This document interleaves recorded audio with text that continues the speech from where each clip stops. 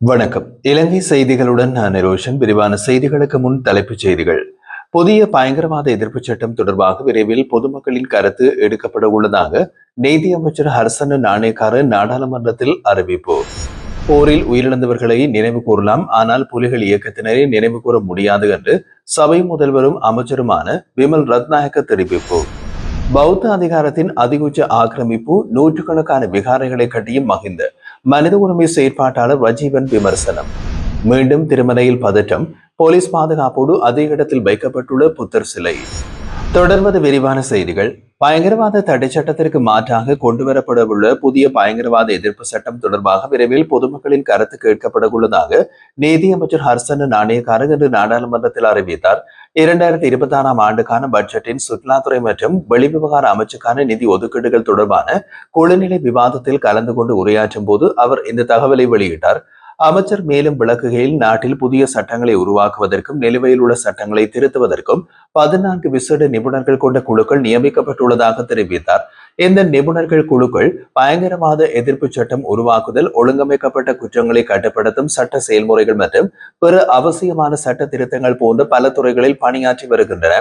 இதன்படி பயங்கரவாத தடை சட்டத்தை மேம்படுத்தும் நோக்கில் உருவாக்கப்பட்ட புதிய பயங்கரவாத எதிர்ப்பு சட்ட மூலத்தின் வரைவு ஏற்கனவே கையளிக்கப்பட்டுள்ளதாகவும் அவர் கூறினார். தற்போது அந்த வரைவு சிங்கள மற்றும் தமிழ் மொழிகளுக்கு மொழிபெயர்க்கப்படும் பணிகள் நடைபெற்று வருகின்றது.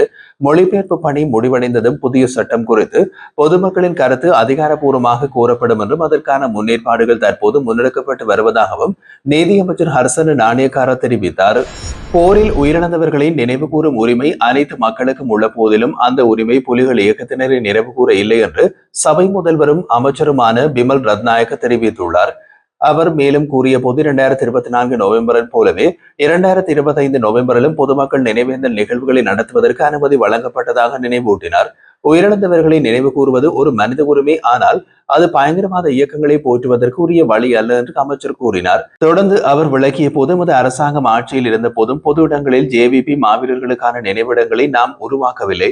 அவர்களை நினைவு கூற வேண்டுமெனில் அது எங்கள் மனங்களில் உள்ள நினைவு தூபியாக இருக்க வேண்டும் என்றார். மேலும் இலங்கை தமிழரசு கட்சி இந்த முறை வரவு செலவு திட்டத்திற்கு எதிராக வாக்களிக்காமல் விலகி இருப்பதற்கு காரணம் தேசிய மக்கள் சக்தியோடு நடக்கும் உரையாடல்களின் மூலம் பிரச்சனைகளுக்கு தீர்வு காணப்படும் என்று எதிர்பார்ப்பு என்றும் அவர் கூறினார்.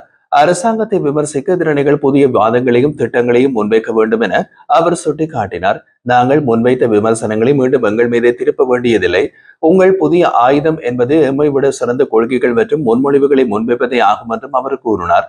அமைச்சர் விமல் ரத்நாயக்க மேலும் கூறிய போது, மலையகத்தை பிரதிநிதித்துவப்படுத்தும் 4 அரசியல் தலைவர்கள் இந்த வரவு செலவு திட்டத்திற்கு ஆதரவாக வாக்களித்திருப்பது அரசாங்கத்தின் கொள்கை திசையில் வலிமையை வெளிப்படுத்துகிறது என்றும் தேசிய சமத்துவத்தை நிலைநிறுத்த தாம் தொடர்ந்து அர்ப்பணிப்புடன் செயல்படுவோம் என்றும் அவர் கூறினார். மஹிந்த ராஜபக்ச நீண்டகாலமாக புத்த சாசன அமைச்சராக பணியாற்றிய காலத்தில் குச்சவெளி பகுதியை புனித பூமி என்று அறிவிக்கப்பட்டு அங்கு நூற்றுக்கணக்கான விகாரைகள் நிறுவப்பட்டன. இந்த நடவடிக்கை அந்த பகுதியின் நிலப்பரப்பிலும் சமூகவியல் அமைப்புகளிலும் முக்கிய மாற்றங்களை ஏற்படுத்தியதாக மனித உரிமை செயற்பாட்டாளர் ரஜீவன் தெரிவித்துள்ளார். அவர் மேலும் விளக்குகையில், அந்த காலகட்டத்தில் விரும்பிய பிக்குகள் தங்களுக்கு பிடித்த எந்த இடத்தையும் கோரிக்கையின்படி பெற்றுக்கொள்ள முடிந்த ஒரு நடைமுறை செயல்பட்டதாக தெரிவித்தார். இத்தகைய நில ஒதுக்கீடு மற்றும் கட்டுமான செயல்முறைகளில் காணப்பட்ட ஊழல் மற்றும் முறைகேடுகள் பற்றி எந்த ஒரு விசாரணைகளும் இதுவரை நடக்காதது வருந்தத்தக்கது என்றும் கூறினார். பௌத்த மதத்தின் பெயரில் நடைபெற்ற எந்த செயல்பாடுகள் அந்த அதிகாரத்துறையின் அதிகுச்ச ஆக்கிரமிப்பை வெளிப்படுத்துகின்றன. மக்களின் வாழ்க்கை தேவைகளை புறக்கணித்து பொது இடங்களையும் நிலங்களையும் புத்தர் சிலைகள் மற்றும் விகாரைகள் நிரப்பப்பட்டது.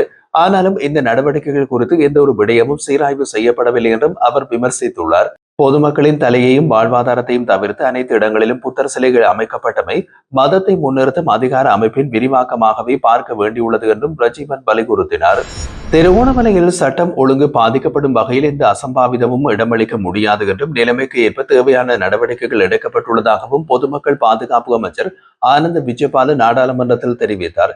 திருகோணமலை சம்பூத்து ஜெயந்தி விகாரை 3 நேற்று இரவு இடம்பெற்றதாக கூறப்படும் குழப்பம் தொடர்பாக விளக்கமளித்த அவர், புத்தர் சிலை ஒன்றை நிறுவ முயன்ற போது பதற்றம் உருவானது குறித்து போலீசாருக்கு தகவல் கிடைத்ததாக கூறினார். அந்த பதற்றத்தால் சிலைக்கு சேதம் ஏற்படக்கூடும் என்ற எச்சரிக்கை கிடைத்ததால் போலீசார் உடனடியாக செயல்பட்டு சிலையை பாதுகாப்பு கருதி தற்காலிகமாக அங்கிருந்து அகற்றியதாகவும் அமைச்சர் விளக்கினார்.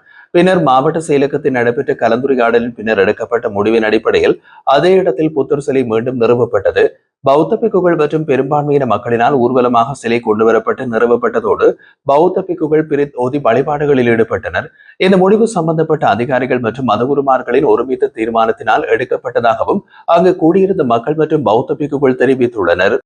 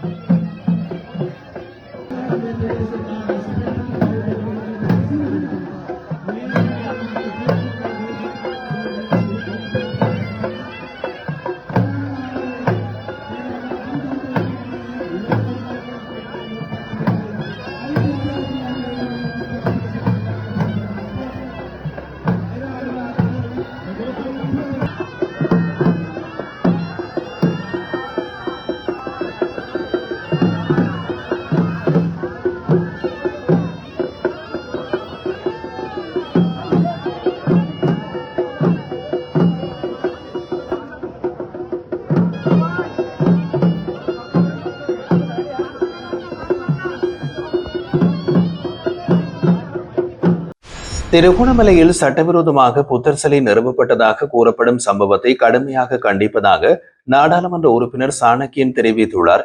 இன்றைய நாடாளுமன்ற அமர்வின் போது உரையாற்றியவர் 30 ஆண்டுகள் நீண்ட புலிகள் போராட்டத்தின் போதும் எந்த பௌத்த சின்னமும் அளிக்கப்படவில்லை என்பதை எடுத்துக்காட்டி தற்போது நடைபெறும் செயல்கள் கவலைக்குரியவை என்று சுட்டிக்காட்டினார்.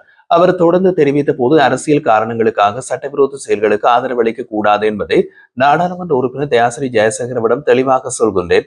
சாணக்கியன் மேலும் கூறிய போது நேற்றைய தினம் திருகோணமலை கடற்கரையில் புதிதாகவும் சட்டவிரோதமாகவும் ஒரு விகாரை உருவாக்கப்பட்டதாக கூறினார். கோட்டாபய ராஜபக்ச மற்றும் மஹிந்த ராஜபக்ச ஆட்சி காலங்களில் இப்படிப்பட்ட செயல்கள் நடைபெற்றதை தாங்கள் கண்டோம். ஆனால் தற்போதைய அரசாங்கத்தின் காலத்திலும் சில பௌத்த பிக்குகள் இதுபோன்ற நடவடிக்கைகளை மேற்கொள்வது ஏற்க முடியாது என்று தெரிவித்தார். குறித்த புத்தர் சிலை தொடர்பாக முறைப்பாடு செய்யப்பட்ட பிறகு நடவடிக்கை எடுக்கப்படும் என்று எதிர்பார்த்ததாக சாணக்கியன் தெரிவித்தார். நான் இது குறித்து பொது பாதுகாப்பு அமைச்சர் ஆனந்த விஜயபாலவுக்கு தகவல் அளித்திருந்தேன். நேற்று உருவான பதற்றமான சூழ்நிலையை அடுத்து அரசாங்கம் சரியான நடவடிக்கை எடுக்கும் என்று நினைத்தோம். ஆனால் அமைச்சர் ஆனந்த விஜயபால சிலை பாதுகாப்புக்காக அங்கிருந்து எடுத்து செல்லப்பட்டது. அதை மீண்டும் நிறுவியது தவறு அல்ல என்ற கருத்தை வெளியிட்டதாக சாணக்கியன் தெரிவித்தார். இந்த நிலைப்பாட்டை அவர் கடுமையாக கண்டித்துள்ளார். 30 வருட யுத்தத்தின் போது வடக்கு கிழக்கில் இருந்து பௌத்த சின்னத்தையும் விடுதலை புலிகள் சேதப்படுத்தவில்லை. தமிழ் மக்களின் சிலைகள் உடைக்கும் பழக்கமும் எண்ணமும் கொண்டவர்கள் அல்ல. சட்டவிரோத செயல்களை எதிர்த்தாலும் மற்றொரு மதத்தின் சின்னங்களை அழிக்கும் அளவுக்கு நாங்கள் கீழ்த்தரமாக நடக்கவில்லை என்று அவர் வலியுறுத்தியுள்ளார். அத்துடன் ஆனால் இங்கு சைவ ஆலயங்களையும் கிறிஸ்தவ ஆலயங்களையும் அளித்த வரலாறு கொண்ட இனக்குழுவும் உள்ளது என்று சாணக்கியன் தனது உரையில் குறிப்பிட்டிருந்தார். லஞ்ச ஒழிப்பு ஆணைக்குழுவால் தாக்கல் செய்யப்பட்ட 2 வழக்குகளில் முன்னாள் அமைச்சர் ஹெஹலிய ரம்புக்வெல்ல, அவரது மகன் ரமித் ரம்புக்வெல்ல மற்றும் அவரது மகள் உள்ளிட்ட 4 பிரதிவாதிகளுக்கு எதிராக கொழும்பு மேல் நீதிமன்றத்தில் குற்றப்பத்திரிகைகள் ஒப்படைக்கப்பட்டுள்ளது. கொழும்பு உயர்நீதிமன்ற நீதிபதி முகமது மிகால் முன்னிலையில் குற்றப்பத்திரிகைகள் ஒப்படைக்கப்பட்டன. இதனையடுத்து ஹெஹலிய ரம்புக்வெல்ல, ரமித் ரம்புக்வெல்ல மகள் அமலி நாயனிகா ரம்புக்வெல்ல மற்றும் அவர்களது பணியாளரான நிபோனி கிருஷ்ணாஜினா ஆகியோருக்கு எதிராக தாக்கல் செய்யப்பட்ட 2 வழக்குகள் தொடர்பிலேயே இந்த குற்றச்சாட்டுகள் ஒப்படைக்கப்பட்டுள்ளது. பின்னர் அவர்களை பிணையில் விடுவிக்க உத்தரவிட்ட உயர்நீதிமன்ற நீதிபதி 2 வழக்குகளையும் ஜனவரி 12 மற்றும் 14ஆம் தேதிகளில் விசாரணைக்கு முந்தைய கலந்தாய்வுக்கு அழைக்கவும் உத்தரவிட்டார்.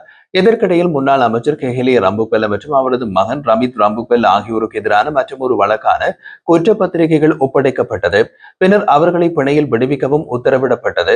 அவர் அமைச்சராக இருந்த காலத்தில் சொத்துக்களை முறைகேடாக ஈட்டிய சம்பவங்கள் தொடர்பாக இந்த வழக்குகள் தாக்கல் செய்யப்பட்டுள்ளதாக தெரிவிக்கப்படுகிறது.